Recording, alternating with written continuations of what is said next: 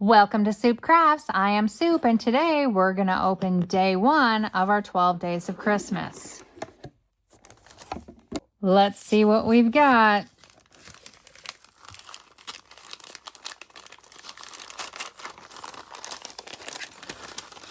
I'm pretty sure it's a die set. It is an ornate frame. Ooh, fancy. I'm going to think about this for a little while, and when I come back, we'll make a project.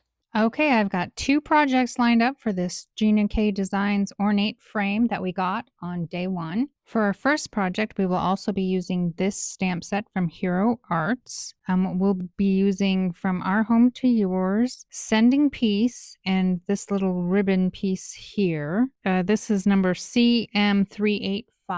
We'll also be using paper from this paper pack from Michaels called Holiday Spice. And here's a look at our first project. It says Sending Piece, and when you open it up, it says From Our Home to Yours. I couldn't help but make Christmas cards. Okay, I've cut out 2 of the frames and glued them together, and I am going to take some ground espresso, and I am going to just bronze this up or age this up just a little bit. Actually did not do this on the first one, but I think that it will match my embossing powder better. On the first day of Christmas, my true love gave to me a partridge in a pear tree. This is where the whole carol begins, and while the gift seems simple, it sets the tone for the entire song. Interestingly, in the popular though debunked theory that the gifts were a secret Catholic code, the partridge in a pear tree was believed to represent Jesus Christ himself, with the tree being a subtle nod to the cross. It's the single most valuable gift in the entire song, symbolically speaking, and it appears first. Okay, I think that's good. Just for a comparison, here's the one without the ground espresso, and here's the one with the ground espresso, and my embossing powder is brass. I don't have a true gold one, and so I feel like that matches it better, so I think it'll be all right. What I did next was I just went through my paper pack with my frame until I found something that I thought would look good in there, and there was lots of stuff that would look good in here.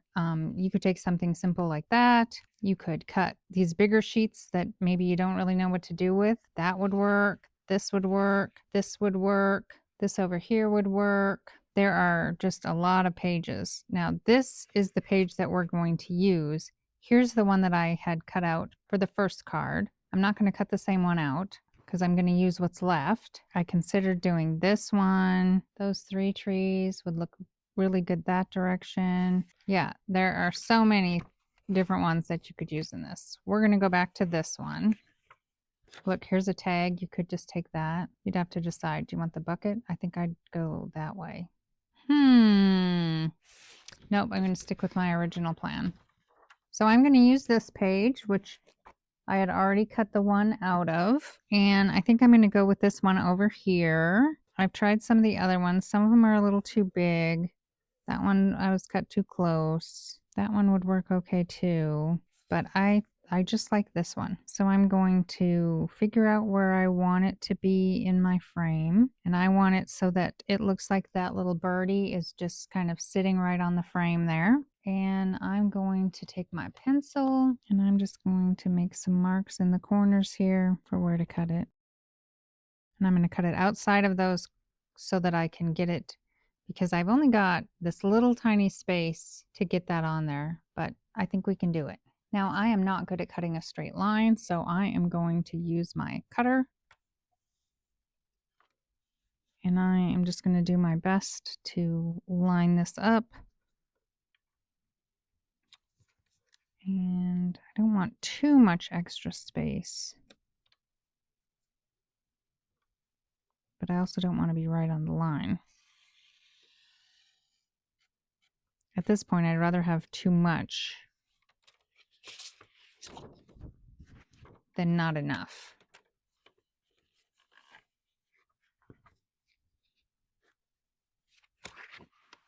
Now I'll come back to this side.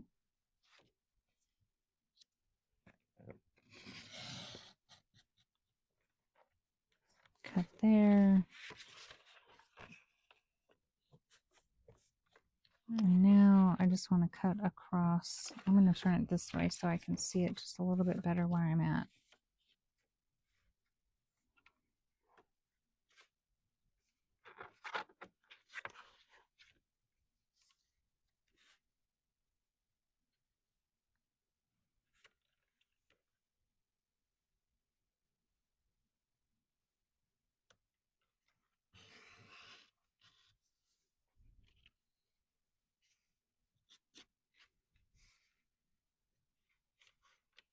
Okay, and this one isn't cut quite all the way up, so I will use scissors for that part.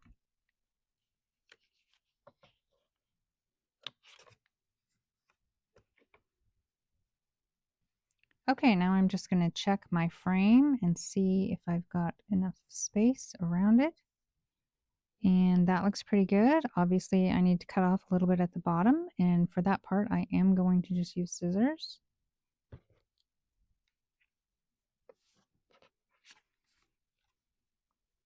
I'm going to just follow the line that's already on here.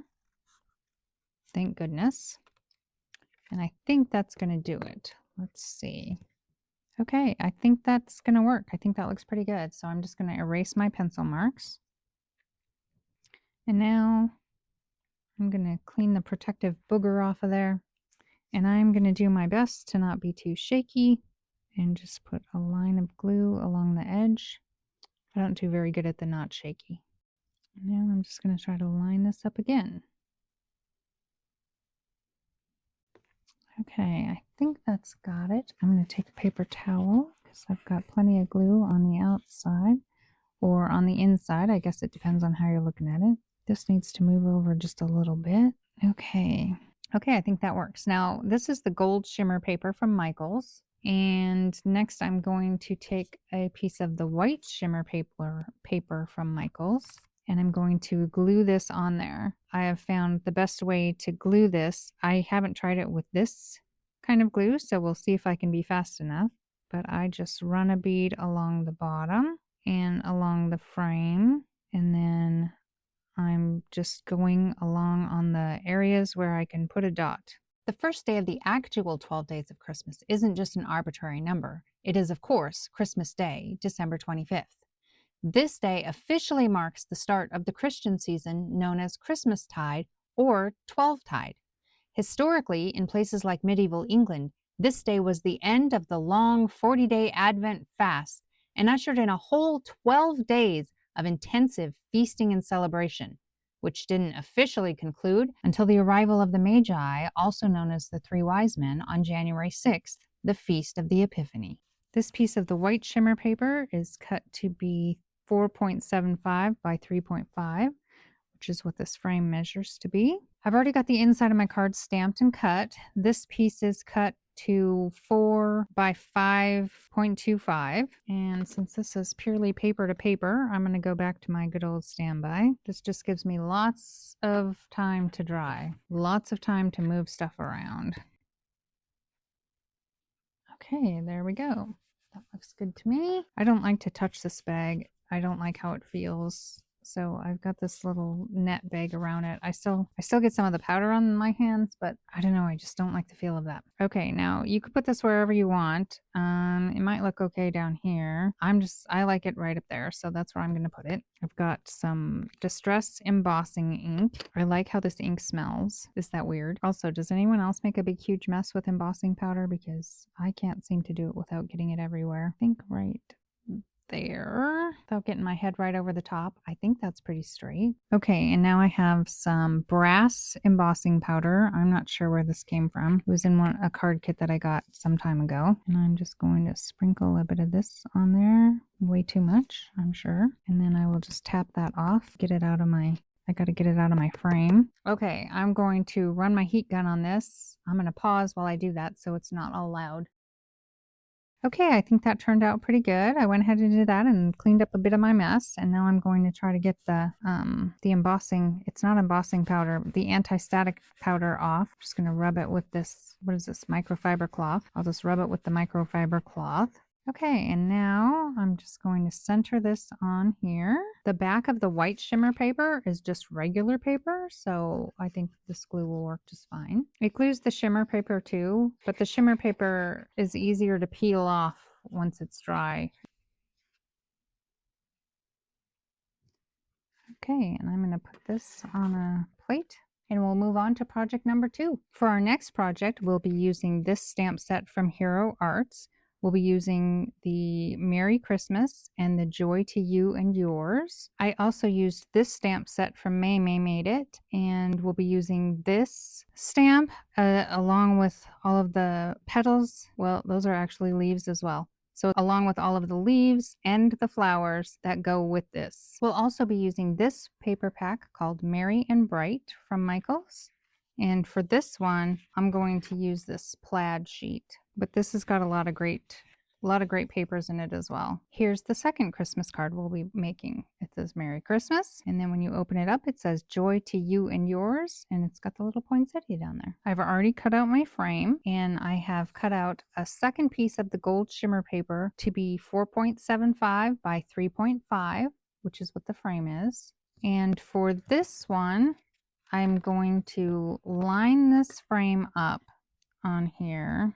And I think that I will use magnets to help me with this, because once I get it lined up, I want it to stay lined up. So I'm just going to put a magnet on either end, and then I'm going to take an offcut and I'm going to put that center back in, and I'm going to glue it in. I probably could also have just used tape or temporary tape. Probably temporary tape would be a good idea. That's what I'd probably recommend if you've got it. But I want to be able to slide this around to get it in there and make sure it's lined up. And then I'm going to take the frame off because I just want that on there so that I can cut the center out.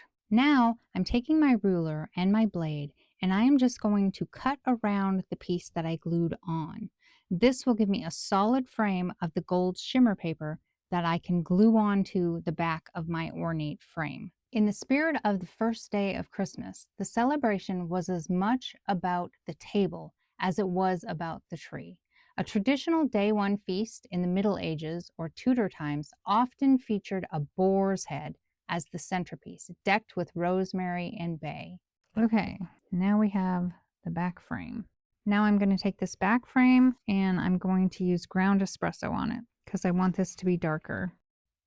It seems that I failed to record everything here, but I did go around the entire frame with the ground espresso ink, and then I glued the two frames together. I'm going to use my anti-static tool on my A2 card base because I want to use the brass embossing powder just around the edges of the front of the card. Next, I'll take my distress embossing ink directly to the card edges. This won't make for a perfectly even edge, and I'm okay with that. It wasn't just about the food, though. This was the day the Lord of Misrule might be named.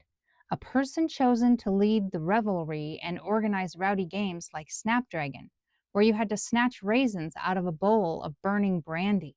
Now, I'm just going to pour out my embossing powder and dip my card edges into it, hoping that I will make less of a mess. Spoiler alert, that didn't happen. And then I just melted it with my heat gun. Okay, now I already had heat embossed a Merry Christmas. Both the poinsettia and Merry Christmas are on watercolor paper. I made the poinsettia using Tim Holtz's watercolor pencils. I used Tim's watercolor method with the leaf stamps from May's set. After that had dried, I embossed the outline stamp over the top and then fussy cut it out. I'll try to link Tim's class if I can find it. Next, I'm going to take my vintage photo and I'm just going to ink up the edges of my plaid paper as well as around my poinsettia. As for gifts, while we think of them on Christmas morning now, day one was often just the warm-up. In many cultures, the big gift giving was reserved for the very end of the 12 days on Epiphany. Now I'm going to take some antique linen and I'm going to go on the inside of the poinsettia as well as on the Merry Christmas, just to antique those just a little bit. If you're enjoying this video or have found inspiration in these projects, please let me know by tapping that thumbs up icon. Now it's time to put it all together. I pre-stamped my inside and I'm going to glue that in. Next, I'll take my plaid panel and glue that onto the front. If you want to see more videos like this, please consider subscribing so you can always find me in your subscription list. Now, I'm going to glue the frame onto the Merry Christmas. I want the Merry Christmas to be slightly to the left and top of center to leave space for the poinsettia. Next, I'll eyeball center the frame onto the front of the card. And finally, I'll position the poinsettia in just the right spot, at least to my eye.